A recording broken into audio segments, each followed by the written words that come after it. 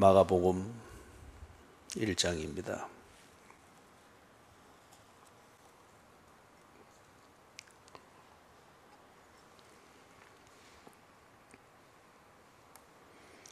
마가복음 1장 40절에서부터 45절까지 같이 읽습니다. 한 나병 환자가 예수께 와서 꿇어 엎드려 간구하여 이르되 원하시면 저를 깨끗하게 하실 수 있나이다.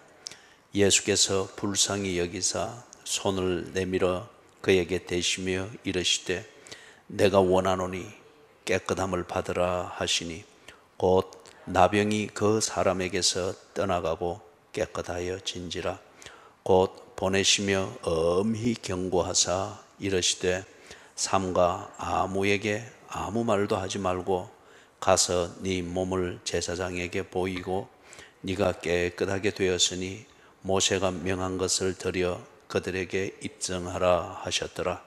그러나 그 사람이 나가서 이 일을 많이 전파하여 널리 퍼지게 하니 그러므로 예수께서 다시는 드러나게 동네에 들어가지 못하시고 오직 바깥 한적한 곳에 계셨으나 사방에서 사람들이 그에게로 나오더라. 아멘. 나병은 아주 무서운 병입니다. 우리나라가 잘 살게 되면서 나병이 점점 없어졌죠. 그래서 나병은 참 이 또 가난이라고 하는 것, 이거하고 또 짝이 잘 맞습니다. 잘 사는 나라라고 해서 나병이 없는 것은 아닙니다. 미국에도 아직 나환자 정착촌이 있고 그렇습니다. 우리나라도 아직 있고. 이 나병이 참 무서운 병입니다. 사실 어떻게 보면 치명률은 암이 더 치명률이 훨씬 높죠. 그럼에도 불구하고 이 나병을 무서워하는 것은 나병은 우리의 이 형체를 다 허물어뜨려 버립니다. 정신도 멀쩡하고 다 그렇지만은 그러나 우리의 이 형체를 다 허물어뜨려 버리고 괴물처럼 보이도록 만드니까 이게 정상 생활이 안 되죠. 그래서 옛날에는 우리나라도 그랬죠. 특히 이 성경의 나병을 저주의 상징으로 그렇게 많이 사용하고 강조를 하는데 그 당시 사회가 실제로 그래했습니다. 나병의 조짐이 있으면은 무조건 격리입니다. 이제 격리는 사람이 사는 곳에서는 얼씬도 못하도록 한다는 거죠. 그래서 야 나병이 걸렸다. 그는 신께 저주를 받은 것으로 그렇게 여길 정도였습니다. 예수님께서 하나님 나라가 가까이 왔다. 그래 하면서 스스로 하나님 나라로부터 멀리 떨어질 수밖에 없는 삶을 사는 인간들을 찾아갔습니다. 그래서 보여주었죠. 먹고 사는 게 전부인 줄 알고 하나님 나라로부터 멀리 떨어진 그 사람을 찾아가서 제자로 삼으시고 그리고 종교적인 신앙심 이것으로 저주로부터 자기를 지키며 살 수 있을 것이라. 그래서 종교적인 열정은 대단한데 그 종교적 열정에 푹 도취되다 보니 하나님 나라로부터는 멀리 떨어집니다. 점점 하나님이 없는 종교 생활이었습니다. 그리고 어제 보았던 세 번째 것은 소유했다고 하는 것. 우리가 보람을 느끼는 물질적 증거는 소유입니다. 그만큼 살았으면 그만한 결과가 있습니다. 그래서 사람들이 어떻게든지 소유를 만들려고 하고 그 소유를 확인하는 가장 중심된 자리가 집이고 집 안에 있는 가족입니다. 그래서 집 안에서 가족과 있으면서 가정을 느끼는 것, 이게 내가 지금까지 살아왔다고 하는 소유욕에 대한 가장 안전하고 가장 큰 보상이 되죠.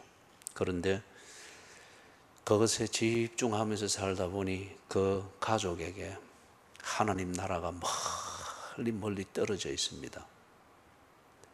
다스려 주는 자가 없으면 많이 모이면 모일수록 그만큼 혼란입니다.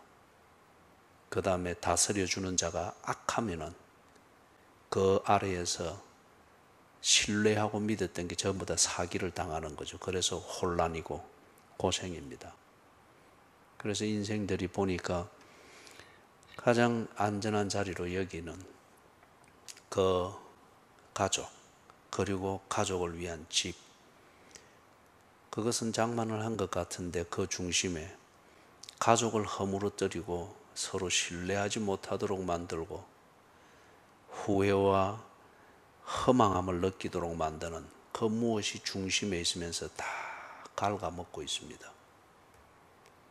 하나님 나라로부터 멀리 멀리 떨어질 정도로 그것에 집착하여서 살았는데 정작 그것이 나를 지켜주지 못하고 안으로부터 다 갉아먹습니다. 다 보면은 가족에 문제가 있죠. 특히 현대에는 이게 더 심화됐죠. 그래서 지금 예수님이 어쩌면은 보여주는 메시지일 수 있습니다. 나병 환자를 고칩니다. 보니까 먹고 살기 위해서 애둥바둥 새벽부터 그래서 밤하늘을 보면서 들어오는 이 먹고 사는 문제, 그리고 뭔가 좀 요행을 바라서라도 살아보겠다고 하는 종교적 그 심취, 그리고 마음의 위안을 얻고자 하는 그 가족, 그리고 가족을 지키는 집 한 칸을 마련한 것, 이것에 올인하며 살았는데 결과적으로는 보니까 나병 환자 같습니다. 돌을 떡으로 만들어서라도 어떻게든지 먹고 살려고 아둥바둥 했는데 결과적으로는 나병 환자 같습니다. 뭔가 기적을 바라서 요행스럽게 한번 인생 역전을 해보려고 하는데 그 종교 생활로 인하여 오히려 나병 환자처럼 다 망가진 인생을 삽니다. 가족, 가정, 그 중심에서 갉아먹는 것이 있다 보니 오히려 그것으로 인해서 나병 환자처럼 인생이 그렇습니다. 광야 같은 인생입니다. 광야에는 언제나 문제가 일어날 수밖에 없죠. 문제가 가득합니다. 찬송가 486장에 있는 가사처럼 죽을 일 쌓였구나. 그게 광야입니다. 우리가 살아가는 인생이 광야라 그 말입니다. 어제 동명대학교에서 작성한 노인 문제에 대하여서 뭔가 프레젠테이션을 하기 위해서 준비한 그 준비물을 이렇게 보게 됐습니다. 그래서 거기에 문제로 제기되어지는 지금 사회 현상 소개하는 것 중에 한 가지를 보면은 한 노인이 집을 가출을 했어요. 그래서 어느 대연동에 있는 어느 교회 옆에 뭔 가방 옆에 두고 쭈그리고 앉아 있습니다. 근데 이걸 옆에 주민들이 지나가고 하는 사람들이 보니까 몇 시간이고 그렇게 있는 거예요. 그래서 관계당국에 신고를 하고 이래서 나중에 정리를 한 다음에 보호소에서 이래 자초지종 면담을 해보니까 집은 영동이라고 하는데 어떻게까지 부산에 왔는지 모릅니다. 그런데 거기 와서 그렇게 쭈그려요. 그런데 그분의 가방을 소지품 중에서 하나를 열어보니까 장문의 편지가 있더라는 거예요. 자식이 쓴 겁니다. 그러니까 그 어머니를 버린 거예요. 그러면서 그 장문의 편지 내용에는 일말의 양심의 고통, 이걸 표현하면서 누군가 거두어 주기를, 그러면서 정신이 오락가락 하는 모양이에요. 그래 하는 중에, 인터뷰를 하는 중에 묻는 사람이 그걸 물었으면 누구 보고 싶지 않아요. 그러니까 아무 말을 못하고 있다가 울먹울먹 하는 소리로 보고 싶은 사람이 한두 명이겠습니까? 그런데 생각하면 뭘 하겠습니까? 그때는 정신이 좀 온전히 돌아온 모양이에요. 그러면서 그 노인이 울더라고요. 그죠? 노인이 되면 눈물이 많지 않잖아요. 그죠? 그런데 울더라고요. 사랑하는 여러분, 이걸 보면서 노년이 그렇게 된다고 하는 것, 앞에서 우리가 세 가지를 살펴보았듯이 그렇게 열심히 살았는데, 광야에서 살아남기 위해서 인생을 그렇게 살았는데, 자식도 사연은 있겠지만 결국 그렇게 버림받고 보고 싶은 사람만 쌓여 있을 뿐 볼 수 없다면 보고 싶은 사람이 있다는 자체가 내게 얼마나 고통이겠어요. 그런데 그걸 안고 마지막 노년을 보호소에서 그래 보내야 된다. 이건 나병 환자 같은 인생 아닙니까? 다 허물어진, 정말 볼품없는, 그리고 자식도 버리고 싶은 그런 인생을 같으면 이건 나병 환자와 같은 것이 않습니까? 광야는, 인생이라는 이 광야는 저절로 사라지는 것도 아니고 시간을 보내면 보낼수록 즐거운 일이 생기고 보람이 있는 것이 아니고 그냥 광야에서 사라지는 대로 살면은 나병 환자와 같은 이 볼품없는 모습이 됩니다. 왜냐? 광야에는 죽을 일 쌓였기 때문에 그렇습니다. 인생에는 언제나 문제만 일어날 수 있는 것이 쌓여 있습니다. 광야와 같기 때문에. 그런데 광야 안에는 그 자체 안에서 이 문제를 해결할 길이 없습니다. 예를 들면 동명대학에서 이 문제를 제시를 하는데 문제의 제기일 뿐 해답은 거기서도 제시를 못합니다. 워낙이 노인 문제는 인생의 문제입니다. 이걸 어느 법 하나 만든다고 해결될 문제는 아니지 않습니까?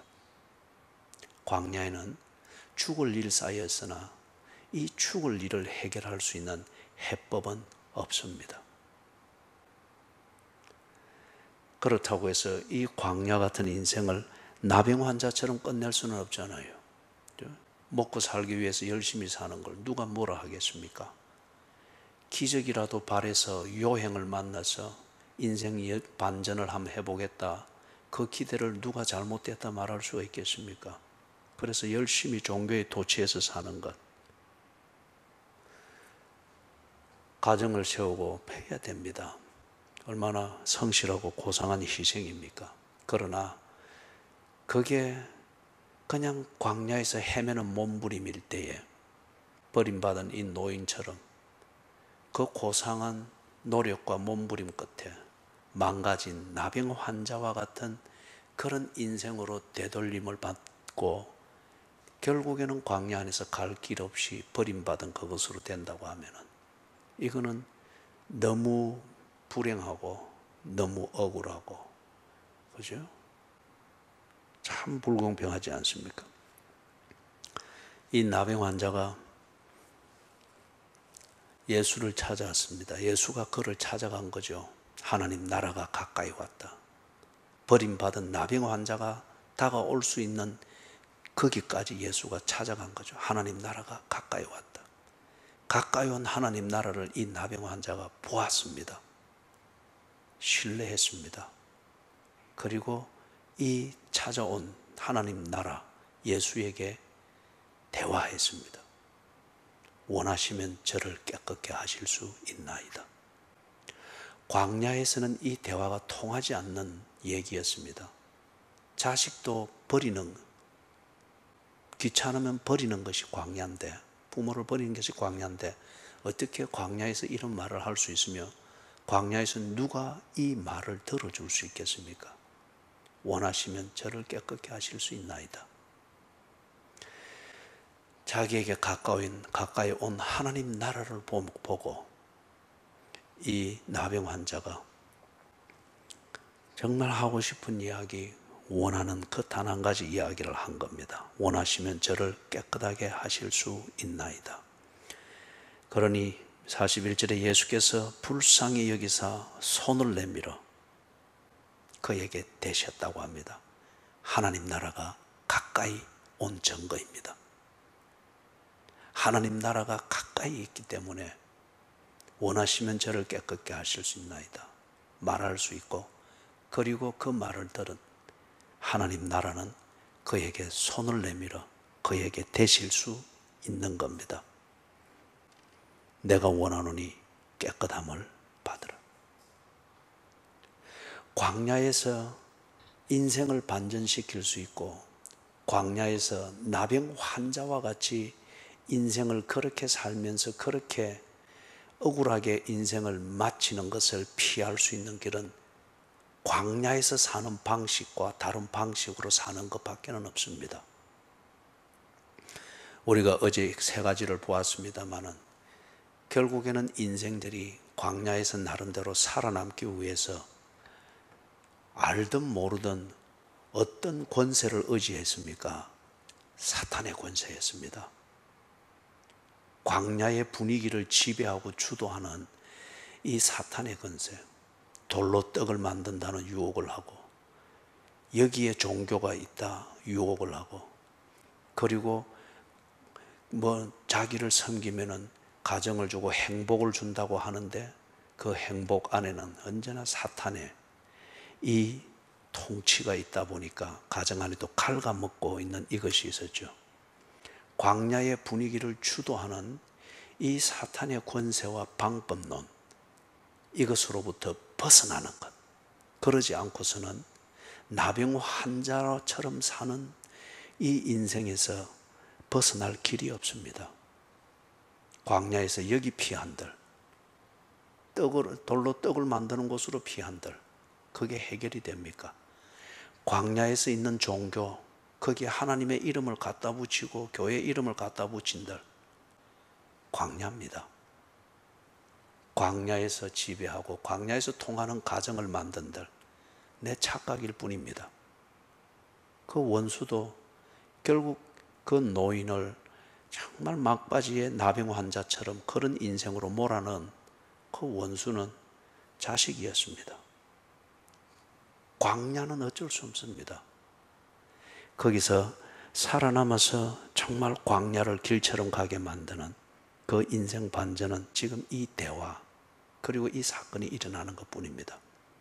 가까이 온 하나님 나라를 보며 그 나라를 향하여, 사탄의 나라가 아니라 이 가까이 온 하나님 나라를 보면서 원하시면 저를 깨끗게 하실 수 있나이다.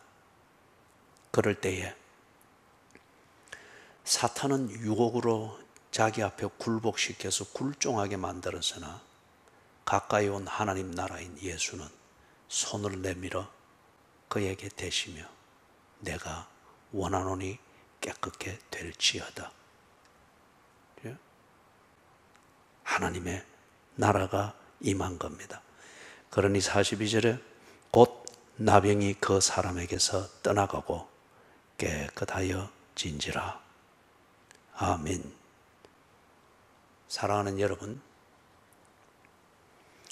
광야 같은 인생이기 때문에 내 인생이 어느 때에는 나병 환자처럼 망가지고 허물어지고, 그래 해서 그냥 도덕적인 위로 희생한 것으로 됐지 그렇게 체념한 그런 내용상 나병 환자와 같은 노인으로서 끝나는 게 아닙니다. 광야라는 이 인생이기 때문에 우리는 다 나병 환자처럼, 그러나 스스로 위로하면서 그렇게 참으면서 이게 아니에요. 문제는 광야 같은 인생 이 자체가 문제의 뿌리가 아니고, 죽을 일 쌓여 있는 것은 어디에나 그렇습니다. 문제는 내가 하나님 나라에 들어있느냐, 사탄의 권세 아래서 여전히 빌어먹고 있느냐? 이겁니다. 사탄의 권세 아래에서 돌로 떡을 만들어서 먹고자 하는, 먹고 사는 것에 집중하게 될 때에 어쩔 수 없이 나병 환자처럼 됩니다. 사탄의 권세 아래에 있는 종교 생활, 교회 생활, 목사든 장로든 이런 계급장을 단 것 의미가 없습니다. 귀신이 지배하고 있었잖아요. 사탄의 권세 아래에 있는 이상 가정은 사탄이 철저하게 통치하는 사탄의 안방입니다. 하나님 나라 안에 있을 때, 하나님 나라가 가까이 왔으니 너희는 회개하고 복음을 믿어라. 지금 이 나병 환자가 그랬지 않습니까? 원하시면 저를 깨끗게 하실 수 있나이다. 그럴 때에 하나님 나라 안으로 옮겨지고 하나님 나라, 즉 예수 그리스도를 통해서 하나님이 나를 통치하시게 될 때, 그때는 광야에서 나병 환자가 되는 삶을 사는 것이 아니라 광야에서 길을 찾으며 사막에 물 나게 하시며 하나님의 그 뜻을 이루는 그 삶의 목적을 향하여서 살아가게 됩니다. 광야를 뒤덮고 있는 사탄의 권세인 이 어둠, 그 어둠에서 드디어 내가 빛이 되어 내 가는 길을 밝히며 더불어 누군가가 자기 길을 찾을 수 있도록 빛을 밝혀주는 인생이 된다는 거죠. 지금 그것을 보여주고 있습니다. 사랑하는 여러분, 주의 얼굴을 드사 우리에게 비추소서. 그것처럼 그 말을 지금 이 마가복음에서는 하나님 나라가 가까이 왔으니 회개하고 복음을 믿어라. 나병 환자와 같은 그러한 내용과 우리 삶의 현실이 우리에게 있을 수 있습니다. 나병으로 엉망이 되어 있는 우리의 모습에 어떤 화장품 같은 광야의 어떤 것들을 돌로 떡을 만들어서라도 갖다 붙인들 나병 환자입니다. 근본적으로 벗어나야 됩니다. 여호와여, 주의 얼굴을 드사 내게 비추소서. 내게 가까이 온 하나님의 나라, 그것을 보게 해 주시옵소서. 이제는 종교를 찾아 내 손을 내미는 것이 아니라, 기적을 구걸하는 것이 아니라, 원하시면 저를 깨끗게 하실 수 있나이다. 원하시면 내 가정을 고칠 수 있나이다. 하나님 나라, 가까이 온 하나님 나라, 예수 당신이여, 원하시면은 내가 더 이상 떡의 노예가 아니라 떡을 먹여주는 하나님의 자녀로 살 수 있나이다. 나를 불쌍히 여기소서. 이 대화가 있기를 바랍니다. 나병 환자의 나병이라는 이 영향력에 공격을 받은 우리로서는 그 느낌이 하나님 나라가 막 한 것 같으나, 예수가 이 땅에 오시는과 함께 그분이 하나님 나라를 가지고 내 삶 가운데 오셨습니다. 내 가정 가운데 오셨습니다. 내 삶의 현장에 오셨습니다. 먹고 사는 것을 전부로 여기며 거기서 헤매고 있는 바로 그 삶의 현장에 떡보다도 더 가까이 내게 오셨습니다. 그분과 대화를 하십시오. 그분의 손이 여러분을 만질 것이며 내가 원하노라. 이 말씀을, 주의 이 말씀을 여러분의 영혼의 울림이 있도록 듣게 될 것입니다. 찬송가